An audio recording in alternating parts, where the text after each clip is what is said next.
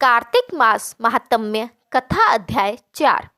नारद जी ने कहा, ऐसा कहकर भगवान विष्णु मछली का रूप धारण करके आकाश से जल में गिरे। उस समय विंध्याचल पर्वत पर तप कर रहे महर्षि कश्यप अपनी अंजलि में जल लेकर खड़े थे। भगवान उनकी अंजलि में जा गिरे।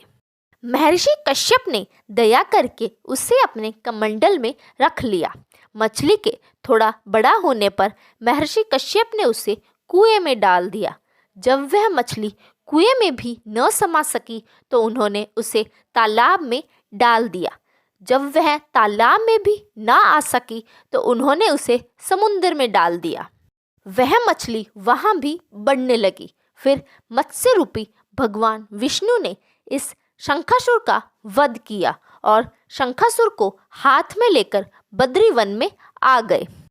वहां उन्होंने संपूर्ण ऋषियों को बुलाकर इस प्रकार आदेश दिया, मुनीश्वरों, तुम जल के भीतर बिखरे हुए वेद मंत्रों की खोज करो और जितनी जल्दी हो सके उन्हें सागर के जल से बाहर निकाल लाओ।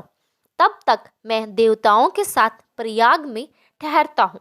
तब उन तपोबल संपन्न महर्षियों ने यज्ञ और बीजों सहित संपूर्ण वेद मंत्रों का उद्धार किया।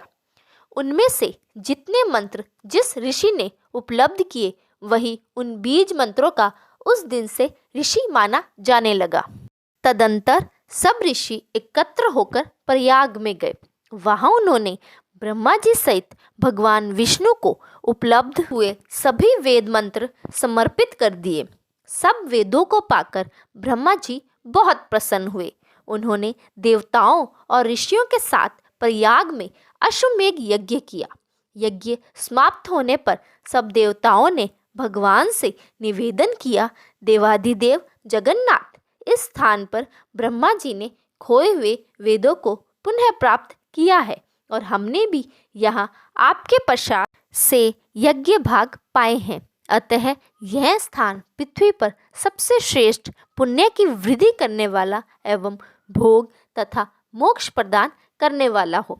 साथ ही यह समय भी महापुण्यमय और ब्रह्मघाती आदि महापापियों की भी शुद्धि करने वाला हो तथा तय स्थान यहाँ दिए हुए दान को अक्षय बना देने वाला भी हो। यह वर दीजिए। भगवान विष्णु बोले, देवताओं, तुमने जो कुछ कहा है वह मुझे स्वीकार है। तुम्हारी इच्छा पूर्ण हो।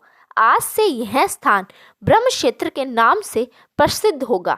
सूर्य वंश में उत्पन्न राजा भगीरथ यहाँ गंगा को ले आएंगे और वह यहाँ सूर्य कन्या यमुना से निकलेगी। ब्रह्मा जी और तुम सब देवता मेरे साथ यहाँ निवास करो। आज से यह तीर्थ तीर्थराज के नाम से विख्यात होगा। तीर्थराज के दर्शन से तत्काल सब पाप नष्ट हो जाएंगे।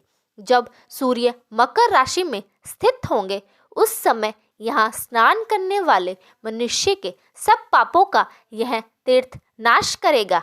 यह काल भी मनुष्य के लिए सदा महान पुण्य फल देने वाला होगा। माघ में सूर्य के मकर राशि में स्थित होने पर यहाँ स्नान करने से सालोक्य आदि फल प्राप्त होंगे। देवाधिदेव भगवान विष्णु देवताओं से ऐसा कहकर ब्रह्मा जी के साथ वहीं अंतर्ध्यान हो गए। तत्पश्चात इंद्रादि देवता भी अपने अंश से प्रयाग में रहते हुए वहां से अंतर्ध्यान हो गए। जो मनुष्य कार्तिक में तुलसी जी की जड़ के समीप श्री हरि का पूजन करता है वह इस लोक में संपूर्ण भोगों का उपभोग करके अंत में वैकुंठ धाम को जाता है। यहीं पर हमारा आज का अध्याय संपूर्ण होता है। आगे के अध्याय जानने के लिए वीडियो को लाइक करें और चैनल को जल्दी से जल्दी सब्सक्राइब कर लें। धन्यवाद। जय श्री हरि।